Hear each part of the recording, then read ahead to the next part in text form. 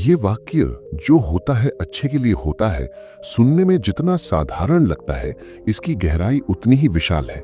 और यहीं पर 99% लोग इसे समझने से चूक जाते हैं। जब जिंदगी किसी कठिन मोड़ पर ले आती है, जब हमारी मेहनत बेकार जाती दिखती है या कोई बड़ा सपना टूटता है, तब ये पंक्ति हमें खोखली और दिलासा भर लगती है। लेकिन बुद्ध के दर्शन में ये कोई सस्ती पॉजिटिव थिंकिंग नहीं, बल्कि जीवन के मूल नियमों, कार्य कारण और अनित्यता का सीधा अनुभवजन्य सत्य है। बुद्ध बताते हैं कि ब्रह्मांड में कुछ भी अचानक या बेवजह नहीं होता। हर घटना कारणों की एक लंबी श्रृंखला का परिणाम होती है, जो हमें भीतर से गढ़ रही होती है। समस्या यह है कि हम केवल तत्काल परिणाम देखते हैं, आज का दर्द, आज की हानि, जबकि जीवन हमेशा पूरी तस्वीर में काम करता है। जैसे एक बीज के लिए मिट्टी में गलना विनाश लगता है, पर उसी विनाश से वृक्ष का जन्म होता है। इसी तरह जो हमें आज अन्याय या नुकसान लगता है, वही अक्सर हमारे अहंकार को तोड़ता है, हमारी दिशा बदलता है और हमें गहरे आत्मबोध की ओर ले जाता है।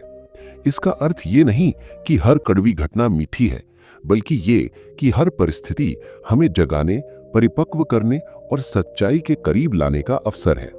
ये सत्य उन्हीं के लिए खुलता है जो जीवन से लड़ना छोड़कर उसे समझना सीखते हैं, क्योंकि कई बार जिसे हम बुराई कहते हैं वो भलाई का ही अधपका रूप होता है, जिसे अर्थपूर्ण बनने के लिए समय चाहिए। वो जंगल के किनारे मठ में इसलिए नहीं आया था कि उसे ज्ञान में विश्वास था, बल्कि इसलिए कि उसके पास भागने के लिए कोई जगह नहीं बची थी। 1 साल पहले तक उसकी जिंदगी बाहर से एकदम परफेक्ट लगती थी। एक पक्की नौकरी, आगे बढ़ने का साफ रास्ता, इज्जत करने वाले लोग और एक ऐसा दिमाग जिसे लगता था कि सब कुछ उसके कंट्रोल में है। फिर पहले धीरे धीरे और फिर अचानक सब कुछ बिखरने लगा। एक फैसला जिस पर उसे पूरा भरोसा था, उल्टा पड़ गया। जिस प्रमोशन की उसे गारंटी थी, वो किसी और को मिल गया। जिस रिश्ते में उसने सालों लगाए थे, वो कुछ ठंडे शब्दों और एक बंद दरवाजे के साथ खत्म हो गया। हर घटना अपने आप में सहने लायक लग रही थी, लेकिन साथ मिलकर उन्होंने उसके अंदर कुछ तोड़ दिया। हर सुबह वो उसी भारीपन के साथ उठता था। वही सवाल उसके दिमाग में घूमता रहता था, अगर जिंदगी सब कुछ छीन सकती है तो सब कुछ सही करने का क्या फायदा। दोस्तों ने उसे जानी पहचानी बातों से दिलासा देने की कोशिश की, खासकर उसे एक वाक्य से जिससे उसे सबसे ज्यादा नफरत हो गई थी, जो होता है अच्छे के लिए होता है या जो होता है किसी वजह से होता है। उसे वे शब्द एक अपमान की तरह लगे। इस तरह के नुकसान से भला क्या अच्छा हो सकता है? कौन सा सबक इतने दर्द के लायक था? एक शाम अपने ही विचारों से बहस करते करते थक कर वो बिना किसी दिशा के चलता रहा, जब तक कि शहर का शोर कम नहीं हो गया और पेड़ उसके चारों ओर नहीं आ गए। तभी उसने मठ देखा। वो शानदार या नाटकीय नहीं था, बस शांत था, लगभग अदृश्य। वो वहां जवाब ढूंढने नहीं गया था, वो वहां इसलिए गया क्योंकि खामोशी उसे अपने दिमाग से ज्यादा सुरक्षित लगी। एक बूढ़े भिक्षु ने उसे एक पेड़ के नीचे बैठे देखा। जमीन को ऐसे घोर रहा था जैसे जमीन ने उसे धोखा दिया हो। पहले तो वे नहीं बोले, भिक्षु बस पास बैठ गया, जैसे खामोशी को भरना नहीं बल्कि उसे शेयर करना ज्यादा जरूरी हो। बहुत देर बाद वो आदमी आखिरकार बोला, गुस्से से नहीं बल्कि थकी हुई ईमानदारी से। उसने कहा कि वो जिंदगी को समझने की कोशिश करके थक गया है, ये मानने से थक गया है कि दर्द का कोई मतलब होता है। उसने कहा कि अगर जो होता है अच्छे के लिए होता है, सच है, तो अच्छाई जरूर क्रूर होगी। भिक्षु ने बिना टोके, बिना उसे सुधारे, बिना कोई दिलासा दिए सुना। फिर उसने एक आसान सा सवाल पूछा, क्या आप किसी किताब को एक फटे हुए पन्ने से जज करते हैं? आदमी जल्दी से जवाब देना चाहता था, लेकिन किसी चीज ने उसे रोक दिया।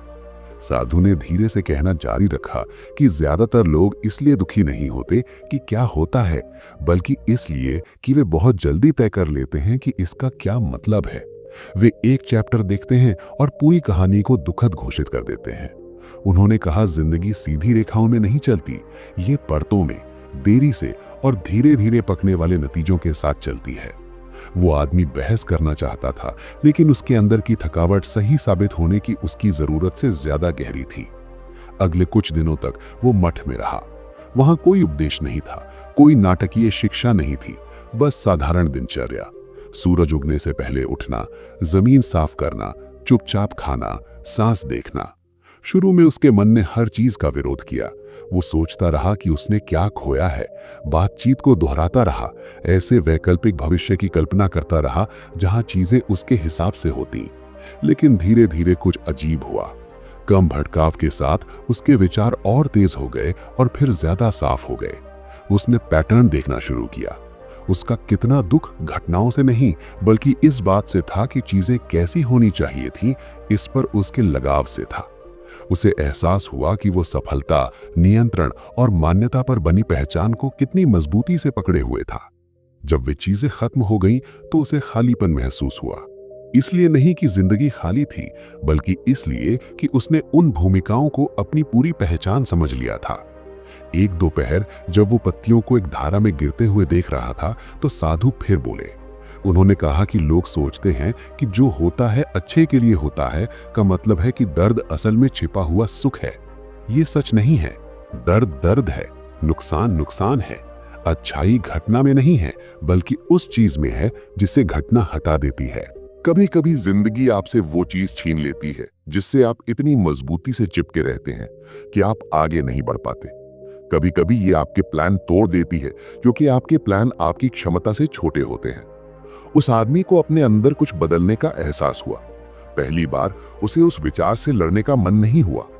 उसने अपनी खोई हुई नौकरी के बारे में सोचा और महसूस किया कि वो सफल होने के बावजूद कितना दुखी था। उसने उस रिश्ते के बारे में सोचा जो खत्म हो गया था और देखा कि उसे जिंदा रखने के लिए उसने खुद को कितना छोटा कर लिया था। उसने देखा कि उसका आत्मविश्वास असल में डर था जिसने नकाब पहन रखा था। अनिश्चितता का डर, धीमा होने का डर, तारीफ ना मिलने का डर। इनमें से किसी भी चीज से दर्द खत्म नहीं हुआ, लेकिन उसका रूप बदल गया। अब ये बेकार का दुख नहीं था, ये दबाव था, जैसे किसी चीज को नया आकार दिया जा रहा हो। दिन हफ्तों में बदल गए। जब आखिरकार उसने मठ छोड़ा तो उसकी जिंदगी जादुई तरीके से बेहतर नहीं हुई थी। उसके लिए कोई नई नौकरी इंतजार नहीं कर रही थी। उसके पिछले नुकसान अभी भी असली थे, लेकिन वो अपने अंदर कुछ अलग लेकर चल रहा था, सब्र। उसने घटनाओं को अच्छा या बुरा कहना बंद कर दिया। जब मुश्किलें आईं तो उसने अलग सवाल पूछे। ये नहीं कि ये मेरे साथ क्यों हो रहा है, बल्कि ये मुझसे क्या देखने के लिए कह रहा है। धीरे धीरे मौके सामने आए, हमेशा वे नहीं जो वो चाहता था, बल्कि वे जो उसके बदलते हुए रूप के लिए सही थे। उसने नए हुनर सीखे, ऐसे लोगों से मिला जिनसे वो पहले कभी नहीं मिला होता, और एक शांत आत्मविश्वास पाया जो नतीजों पर निर्भर नहीं था। एक दिन महीनों बाद उसे वो वाक्य याद आया जिससे वो कभी नफरत करता था, जो होता है अच्छे के लिए होता है। इस बार ये इनकार या अंधा आशावाद नहीं लगा, ये भरोसे जैसा लगा। ये भरोसा नहीं कि जिंदगी हमेशा सुखद होगी, बल्कि ये भरोसा कि जिंदगी उसके खिलाफ नहीं थी। वो समझ गया कि ज्यादातर लोग इस सच्चाई को क्यों नहीं समझ पाते, क्योंकि इसके लिए इंतजार करना पड़ता है, इसके लिए विनम्रता चाहिए, इसके लिए ये स्वीकार करना पड़ता है कि मतलब अक्सर देर से आता है, घाव के बहुत बाद, गुस्से के बहुत बाद। ज्यादातर लोग जिंदगी को बहुत जल्दी जज करते हैं क्योंकि अनिश्चितता के साथ बैठना असहनीय लगता है।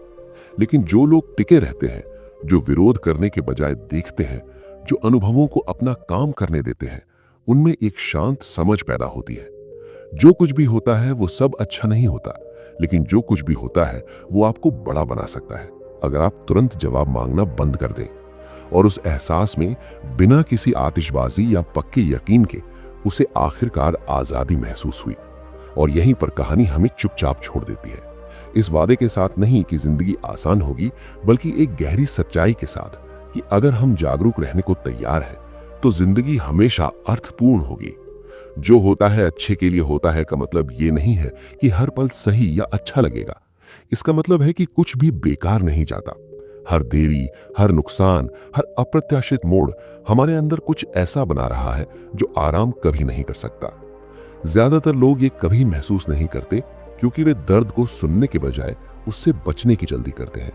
लेकिन जब हम जिंदगी से लड़ना बंद करते हैं और उसे देखना शुरू करते हैं, तो हम ये देखना शुरू करते हैं कि हर अनुभव हमें कहीं ज्यादा ईमानदार, ज्यादा जमीनी और ज्यादा असली जगह ले जा रहा है। जिस पल हम जिंदगी से तुरंत खुद को समझाने के लिए कहना बंद करते हैं, जिंदगी धीरे धीरे अपनी समझदारी दिखाती है। और शायद यही बुद्ध का हम सभी के लिए शांत संदेश है कि शांति नतीजों को कंट्रोल करने से नहीं, बल्कि सफर पर भरोसा करने से आती है।